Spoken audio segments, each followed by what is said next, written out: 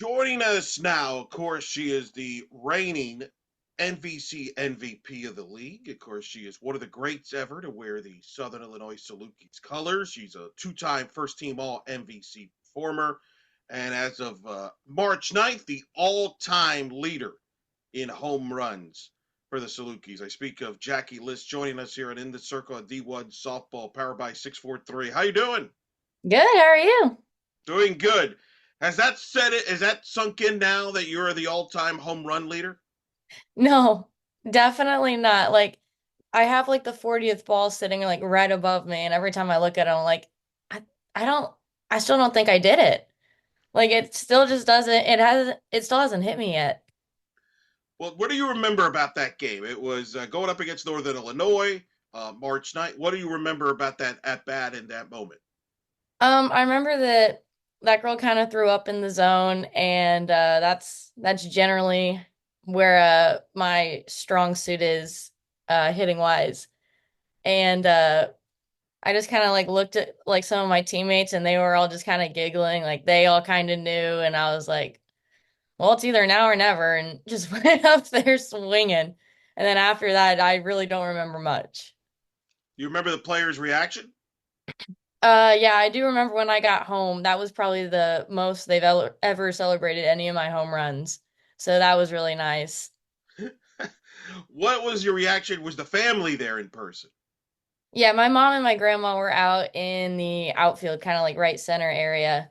And my dogs were out there too. And I mean, they were out there just they were happy about it too. You could see it on their faces. Wow, that's pretty good. Of course, for people that may not be aware, you've got family ties to the school. Your aunt Becky, of course, played softball there from '94 to '97. She's still the all-time leader in batting average, school record. She's a Hall of Famer. So now you have some records, family bragging rights yourself. Yeah, it's like back and forth between me and her all the time. Like I'll give her crap about like the records I have. She'll be like, "Well, I'm Hall of Fame and I have records." So like we just go like back and forth and she's like, "Well, it was 40 feet when I played and I had bigger fences, so yours really mean nothing." I'm like, "Well, I have more records than you." So, and I mean, we just bicker back and forth. And but that's just kind of how we've always been. Where was your reaction when you broke the home run record? She wasn't there for it. Her son plays baseball, so she was at his games. But from what I heard, she was really excited for me. She was all over Twitter and Facebook posting it. So, I mean, I like to think that that was a record she wasn't too mad I got. No, hey, if that's fair. Hopefully, you gave her a hard time for not being there. Whatever. Oh, I No, do. very good. What was fascinating about it, that I believe that weekend you had beaten Wisconsin. Your team got off to a slow start at that point. Ever since that weekend, though, you all been on a roll. I think you've won 17 of your last 18 games since then. What changed from that time period to now? I think we just started off with a really good strength of schedule, especially like the first 2 weekends being at SEC schools. And we just had a lot of new people, whether it be freshmen or transfers, like especially even in like the circle. So I mean, there were a lot of things we were still figuring out as a team, and SEC teams are a little bit harder to figure it out against. But once we got to play at home and kind of just get comfortable on our own field and kind of just be like, okay, we've done this for like the past 3 weekends. Like we kind of need to clean this bits up and like take what you've learned from these past 3 weekends and let's really put it to work at home because there's really no better place to fix it than on your own field. So we just kind of took all that, learned from it, and then just put our heads down and just got to work against teams at our own field. Well, you figured out the SEC recently by knocking off Missouri. Take me back to that game there against the Missouri Tigers there at their park, making some school history there, winning that first ever matchup against an SEC school. Yeah, so that game, we obviously came in feeling really good, just from all of the teams we had just beaten. We had just came off a really good win against Missouri State. And so Katie Dahlstrom, who was our starting pitcher that game, like you could tell she was a little nervous. Like she hadn't started in a couple games, but we all had a lot of faith in her, like defensively. So that kind of also gives us a lot of confidence offensively to go up against SEC pitching when you trust your own pitcher to keep the other team uh kind of off the board a little bit. And so just knowing that Katie was going to be in the circle and she was going to be able to handle her own, and knowing that a lot of the bats in our lineup were really hot at the moment, we really just walked in there like knowing like they don't really expect much from us, but we're about to give them a really good game. And boy, did you do that. And knocked them off. What was it like afterwards when you got that last out? It was a really good feeling because I mean we had worked so hard to change it up from the last SEC team we played, which was Mississippi State. But that was like the second weekend. So I mean, we had done so much work and grown so much just since the last SEC team we played that it was really rewarding to get that win over the last one that we might play this season. You mentioned the pitching staff, starting to figure itself out. Describe this pitching staff for those that haven't followed your team. You mentioned because you had new faces on the staff. Break down this pitching staff you've got. Yeah, so we only had one returning pitcher. Her name's Kiana. She didn't really get to pitch much last year. But she's done a lot to kind of earn that starter spot, and she started a lot of games and given us a lot of good innings. And then we got a transfer senior. Her name's Mackenzie Newcomb, and she's just a bulldog. Like you're just gonna give her the ball, and she's gonna get you outs, and she's gonna give you her best game every time she touches the ball. She just loves to compete. Is definitely one way to describe her. She's a competitor at heart. And then we have three freshman pitchers, and they all kind of have different looks. And they they've taken a little bit to settle in compared to the other two, and you can kind of see that.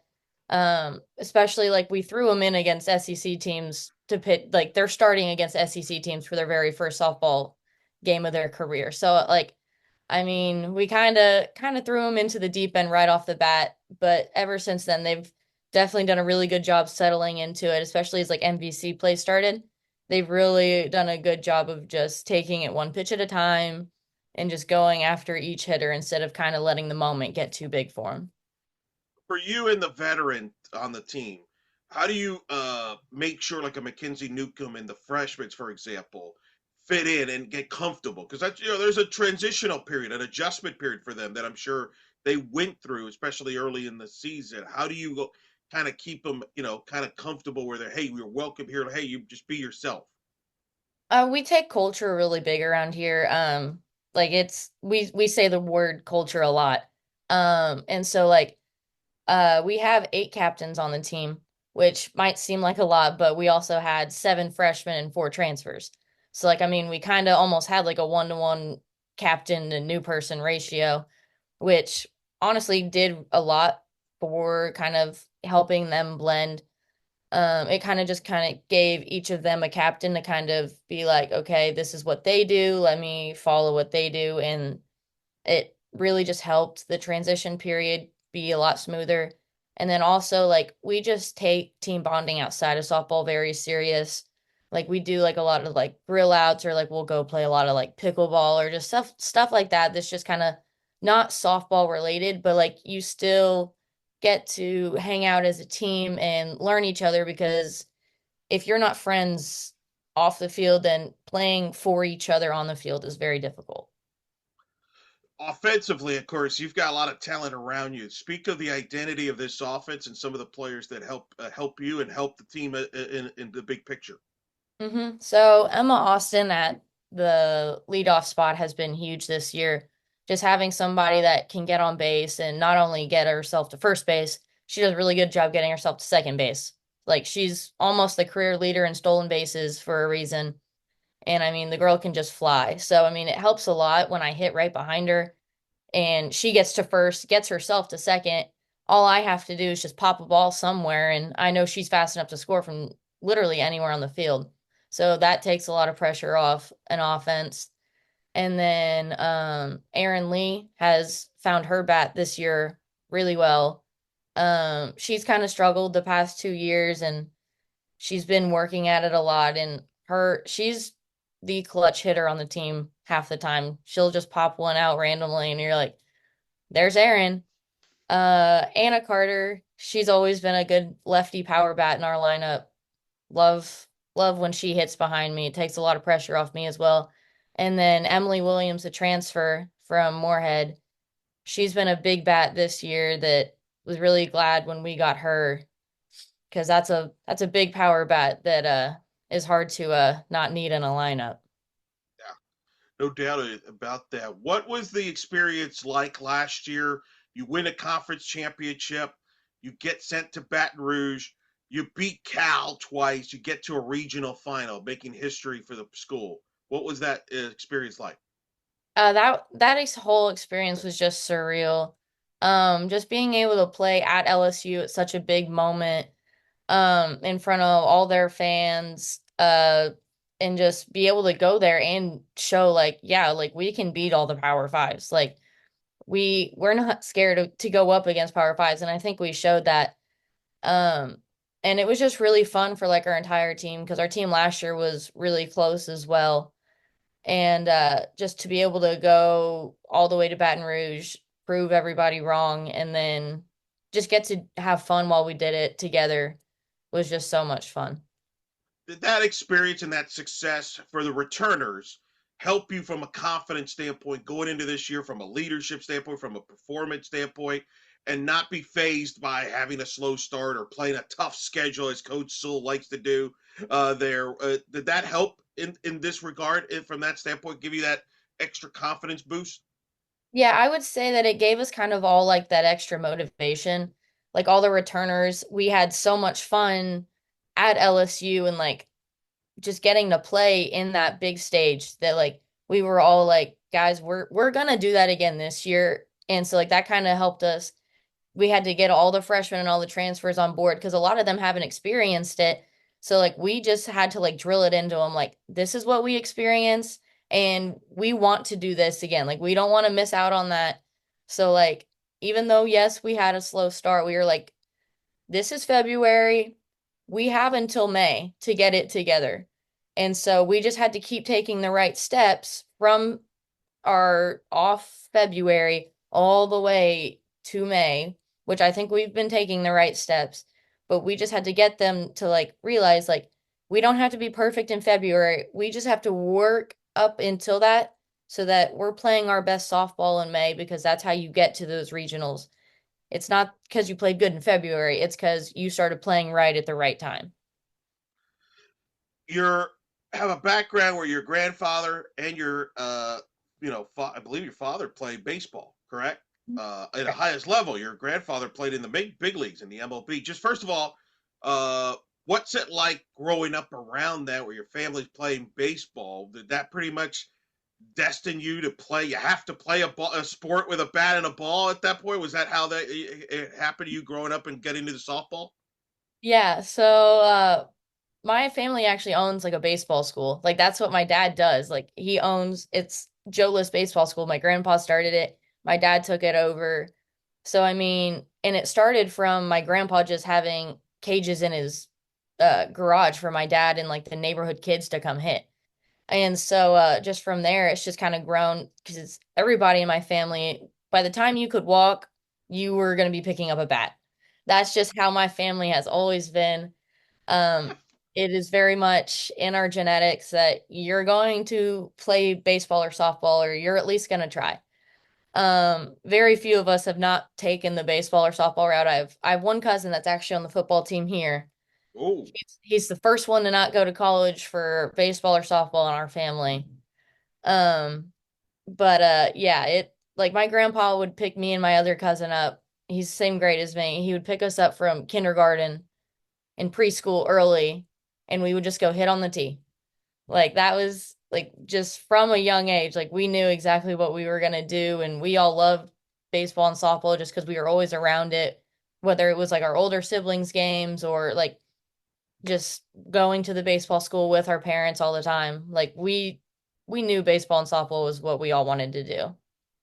Can't believe you got a family member went rogue, went football there. Was that a shocker, a shock system to the family there? Like, how did they handle that?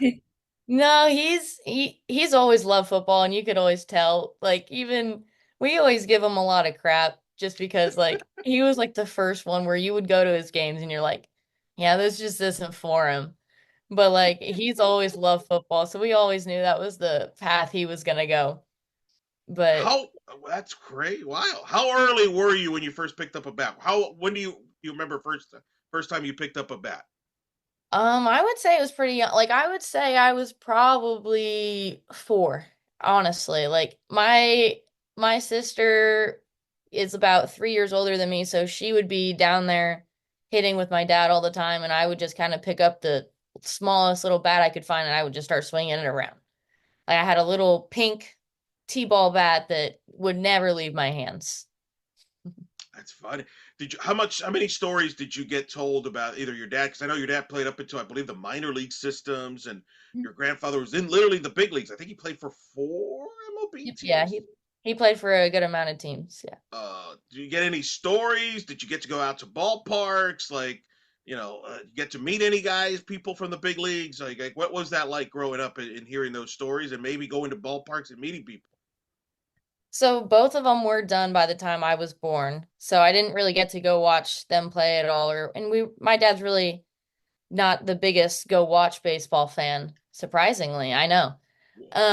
But I do get to hear a lot of stories from my dad just about like him growing up with my grandpa playing in the majors, like just him getting to watch all of like these big time names. Like he's good friends with like Don Mattingly and like people like that. Like he loves being able to talk about the fact that like he grew up watching their swings, and he loves to talk about like how my grandpa would kind of talk with them and learn different ways to swing.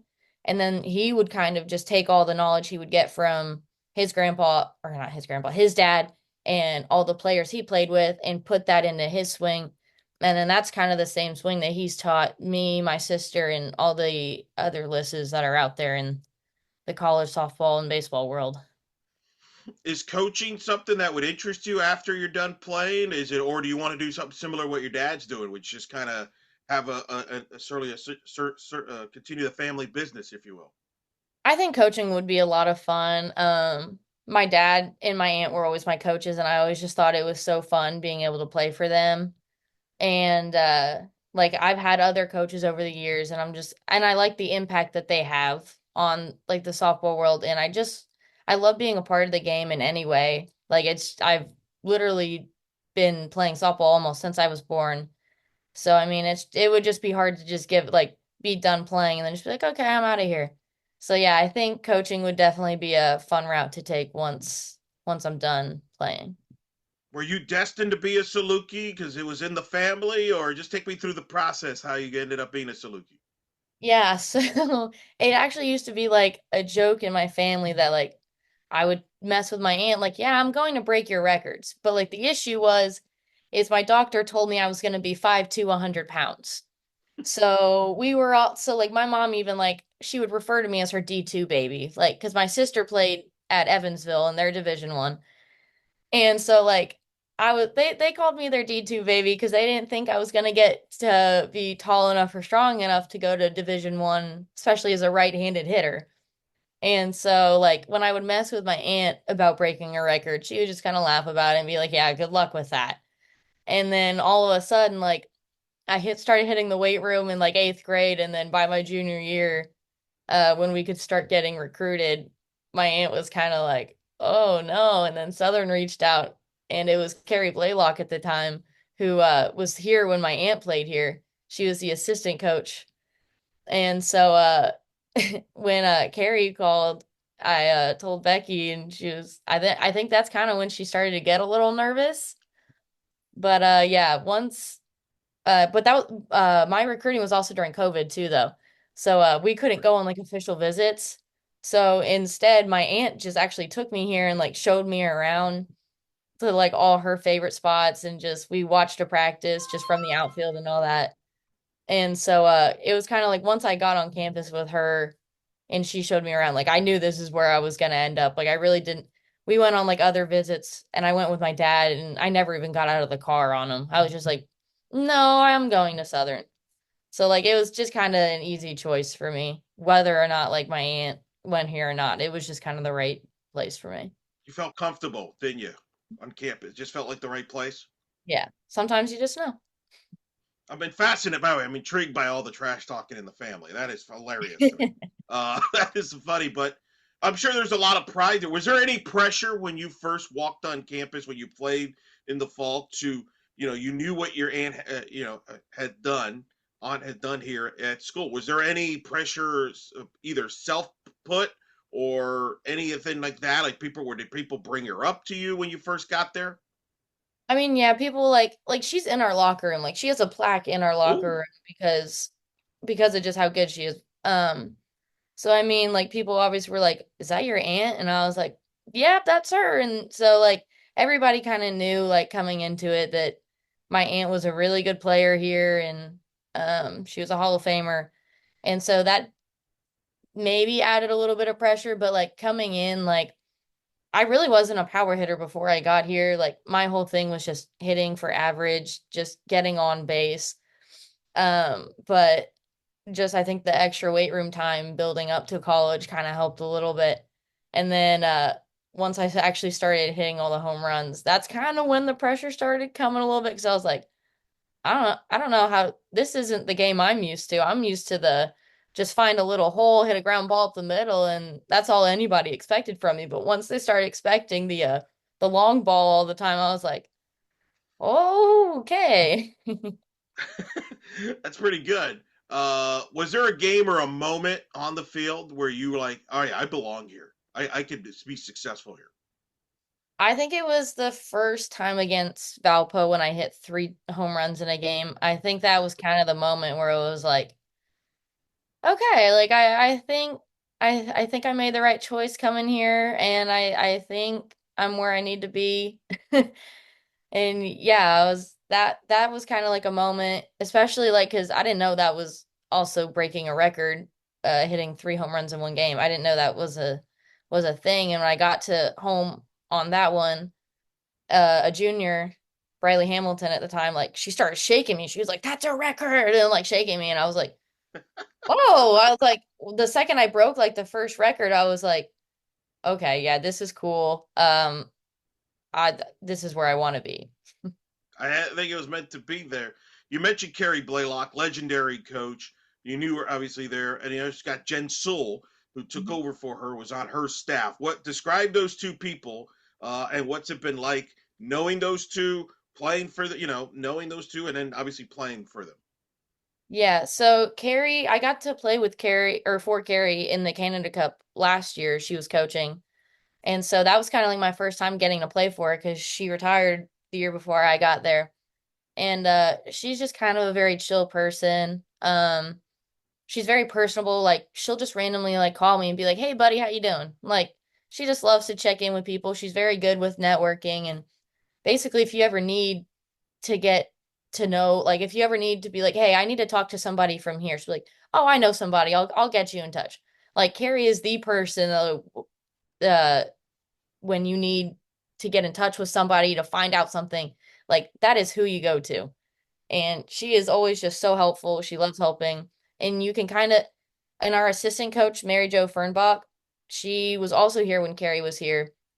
And they're like best friends. So I mean, she is very much similar to playing for Carrie, our assistant coach. They're very similar, they're best friends, and like I mean, you can just kind of tell they kind of have the same vibe. And it's always just kind of very like relaxed and very peaceful and they're just really good people at their core, which is always nice. And then she is a very tough competitor. Like you can tell Jensel does not want to lose ever. And that's really nice to have in a head coach, just somebody who is always competing and just wants to win because you know she's always going to give you what she thinks is the best lineup or the best pitcher at that moment because she wants that win. And nobody's going to try harder for that win than Jen, which as a head coach, that's really all you can ask from her. but at the same time, she also does a good job of getting to know the players and making sure that like we're all taking care of our own stuff, whether it's in the weight room, in the classroom, or at practice. She does a really good job of staying on top of that too. Yeah, that's pretty kind of good there. And of course, Mary Jo, obviously, fantastic hitting coach there. You mentioned the Canada Cup. You've played in the summer the last couple of years. I think you played with some All Star teams. We talked about that a little bit off the air. For those who may not be aware, talk about because you don't just stop playing. You just like playing year round, don't you? I cannot escape softball ever. My life is too boring without it, so I look for any excuse to get out there and swing a bat. But yeah, I've played in the Canada Cup the past 2 years. Last year, we actually even got to play in the Sparkler that Triple Crown puts on in Colorado for the 4th of July. We got to play a couple games in that, play some travel teams, play Team Canada there, and then go to Canada and play them more and some other teams. And it's just really fun to be able to play like all these other like national teams. Like I've gotten to hit against Team Japan who like they're Olympians, they're gold medalists. Like it's just not a lot of people can say like, "Oh yeah, I've gotten to hit off the gold medalist Japan pitchers in their life." And so like that's just kind of like an experience that like I don't ever take for granted. And it's really good experience too because it's like, okay, if I can hit off of these Japan pitchers that are absolutely dicing Team USA all the time, like I can go hit any college pitcher I want at that point. So I mean, it also is just really good for the confidence, and it's really good to just be able to have that under your belt for like any any use, really. What stood out to you about being in Canada for the Canada Cup there? What's that? What was that experience like? Just being in the country of Canada. It was actually really cool. Like, I just kind of never really thought about like what Canada would be like. I always just kind of figured it was snowy. Like, that was really just about it. But but yeah, going there, it was actually really cool, and like we get to stay in like Airbnb houses as like a team. And so like we would stay like maybe 5 or 6 of us in a house at once. Like it was really fun just getting to stay in a house with like a couple of the other players, and then we would show up, play a game, and then we would just kind of get to either like go hiking or go shopping around. Like we always kind of found something to do around there, and it was just a really nice place to be. Like the Vancouver area is very clean, very nice. Yeah, it's always just a really fun experience. You got to play with some great players. You're kind of in an all-star team, right? Like name Yeah. some of the players you got to play with over the last couple of years. So Carlin Pickens has been there the past 2 years. Cassidy Curd, Reese Atwood. They've all been there the past 2 years with me. Maddie Groff, who was my pitcher last year, she got to go last year. Katie Stewart, Tegan Cavan went last year. Trying to think. Corby Otis got to play in Colorado with us. Jayla Lassiter, uh, Danica Coffey's been there. So Erin Koffel was a big one. She was one of my favorite ones to watch, actually. She was a phenomenal shortstop, so I loved being able to watch her go. Talon Edwards has went. So I mean, we've had a lot of the big names that have showed up. Would you pick their brains? Would you pick their brains? You mentioned maybe watch them maybe a little bit closely, take some notes there. I mean, what was interact with them and just kind of ask for some pick their brains there? What was that interactions like? Yeah, so I mean, we all definitely would like kind of just like go back and forth with each other. Like it was kind of fun to hear like how like they talk about like the pitcher we're going up against compared to like how like I would talk about it. Like they would talk more like there's just kind of like everybody has like their different way that they see the ball and like they can see like what a pitcher's doing. So it's always just kind of cool to be able to see like how other people do it, and like it's also kind of nice to see like how other people like will approach the plate. Like it's just like I'm always like I want to hit the first strike. Like that's just kind of how I always go. But like you can kind of tell like some of the other girls are kind of like way more patient than I am. So like I mean it was kind of fun to be able to see like how their approach would kind of differ from mine and how that would affect their at bat. And so it's just kind of nice to maybe try out some of the things that they did, and like even like fielding wise, just being able to watch like how like they would approach a ground ball or like this situation differently to how maybe I would. So it also is like a very good learning point for all of us just to be able to see like how other people would go about it. Did Carlin Pickens throw like mid 70s if you took on batting practice there at all, like if scrimmages, or did she go easy on you there? Luckily, we didn't do that. Okay, okay. Luck- yeah, no, luckily she only pitched against the other team. So I mean, I lucked out on that one.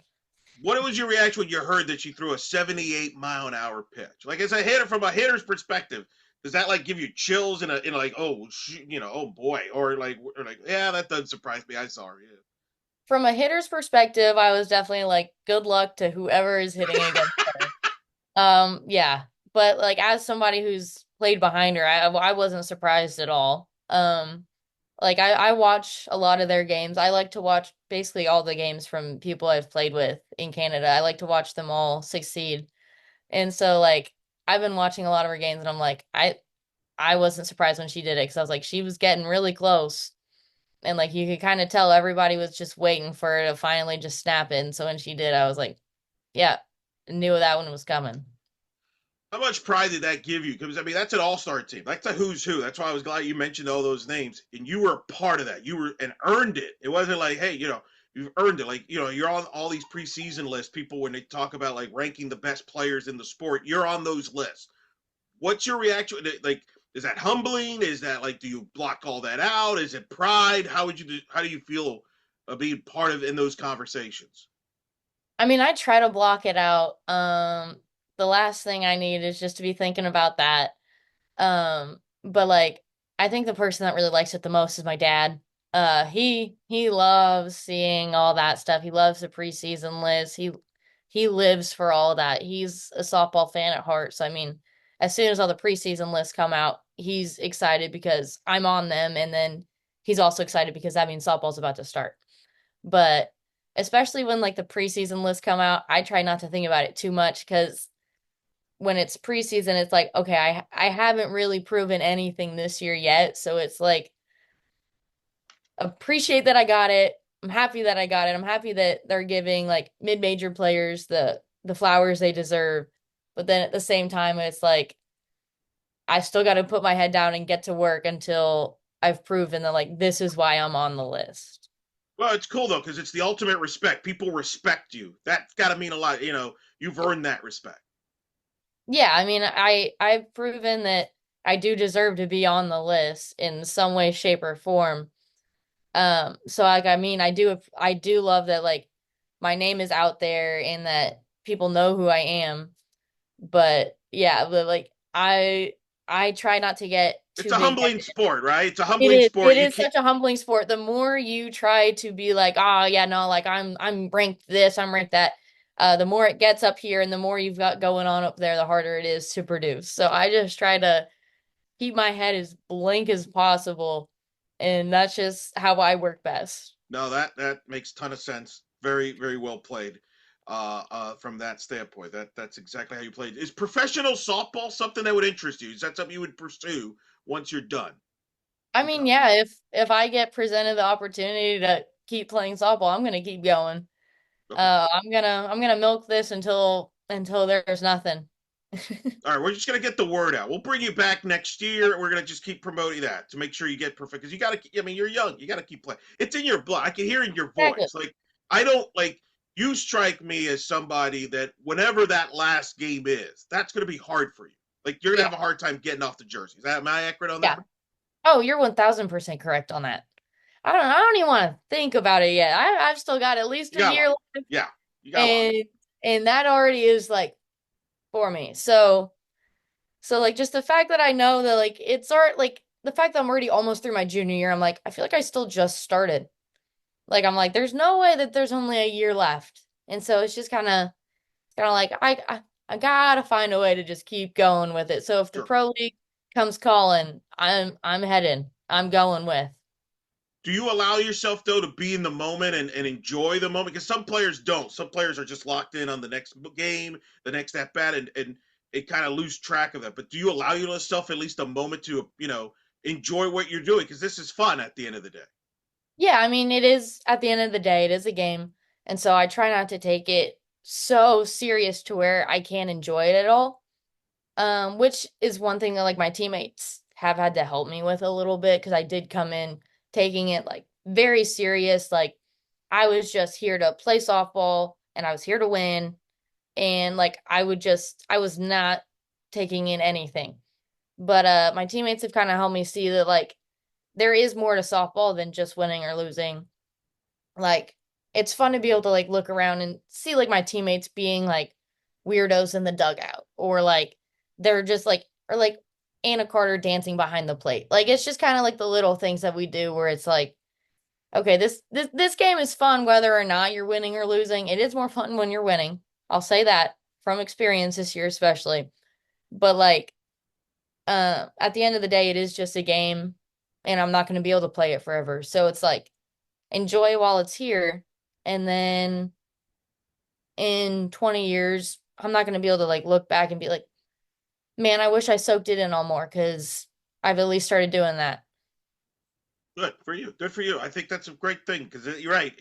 It goes by fast, man. It just goes crazy, It right? does. Like you probably felt like just yesterday you were a freshman. You know, it Literally, just like I like they were talking about like the dorms the other day and I was like, holy crap, I haven't lived in the dorms for 2 years. Like, what the heck? That feels like I literally just moved right. out, but I was like, oh my God, I'm old. Well, no, you're fine. You're still got a lot of years. You got. I'm old. What is me and Coach Soul? We're in the same wavelength there. What's your major?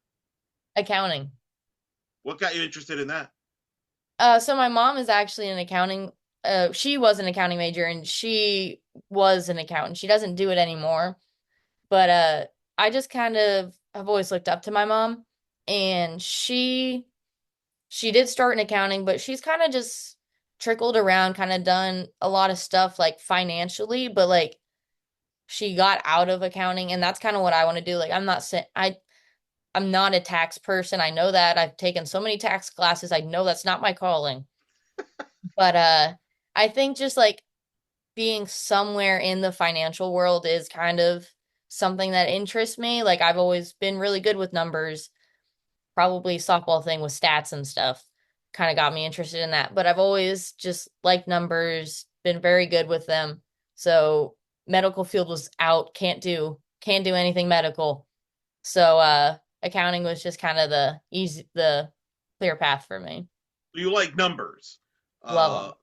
have you thought about like, are you into analytics, for example? Because I've had players like Iowa State's Angelina Allen has interned in Major League Baseball, interned with the Yankees, going to intern with the Dodgers this summer. She told me that because she loves numbers and wants to be inside the analytics side of things, work with that in baseball. Is that something that maybe would interest you and just and from that standpoint? Yeah, I love doing like stats and stuff. And like, I try not to go down the rabbit hole with stats a lot of the times because like Jen will print like all like these reports and like they have so many stats Yeah. available. And she's like, you guys can come in and look at all this. And it's like, I try not to because I will go down that rabbit hole. I will go into every stat, read into it, like, and then it's just stuck in my brain. And then that's all I'm thinking about at every at bat. And like, the stats are good but when they're all I can think about, because I like numbers, that's just always kind of how I've been. Like they just will live up there, and then I will just think too much, and then just nothing good happens when I do that. So I do have to keep the stats that I know very, very limited, but I do love to like dive into the numbers. I see you and I are getting along great. I'm big on numbers too. The difference is my job is to learn these numbers because I call games, so I need to know the numbers what players are doing. But it's once you're done playing, if you're in coaching, numbers will be big. That's Exactly. huge Yeah. though. So coaching angle. Last thing before I let you go, what's going to be the keys for your team moving forward to accomplish your internal goals? You're on a good roll here. How do you maintain that? What are some things you think the team has to do better? And what's going to be the keys down the stretch? I think one thing that like this team needs to do better with, which I'm a big part of this is like the fielding needs to get cleaned up a little bit. Like we started off really rough fielding. Um like there was a game we lost 10 to 12. I think it was against Georgia Tech and they had 8 unearned runs. Like we really struggled defensively at the very beginning, and we've done a lot better cleaning it up, but I still think there's a still a little bit of room for improvement on that field. And then for our keys to just keep rolling, keep doing our job, is I think the pitchers just need to keep up what they're doing. They're doing a good job of not walking a lot of people, which I really kind of expected more walks just from having such a young staff. But they've done a really good job of just not giving up free bases, which really helps a defense that, if we haven't been playing as clean, if you're not putting people on for us to move around the bases, then it takes a lot of pressure off us and we can perform better. And then I think the other key is to just keep all the hot bats in the lineup. Like 1 through 9, we've been hitting really well, which doesn't always happen. So I think just one big key is just going to be us keeping everybody healthy, keeping everybody just seeing the ball really well. Well, I look forward to enjoy watching your teams play, and good luck the rest of the way this season. It's awesome to get to talk to you. I'm definitely gonna have to bring you back in the future and talk more about this. And I think next year at this time, if you're having another great season, and I know you will, and you put up your legendary status, we got to start campaigning to make sure if they put a plaque of you in there to make sure it's bigger than your aunt's plaque, right? Like that has to happen. That has And to happen. oh my God, yeah. And I would have to go, I would make sure I put it right next to hers so that she can Yes. tell There that you go. it's, And you take a yeah, photo, show it right there, the bigger right there. That's the exactly. ultimate bragging rights. That's the goal now from here now. Oh yeah, 1000%. All right, hey, listen, like I said, appreciate you taking the time. I know it's a busy time as a student athlete, big games coming up. But thanks for doing this. Always a Yeah. fan from watching from afar, and thanks for coming on here on In the Circle on D1 Softball. Thank you for having me.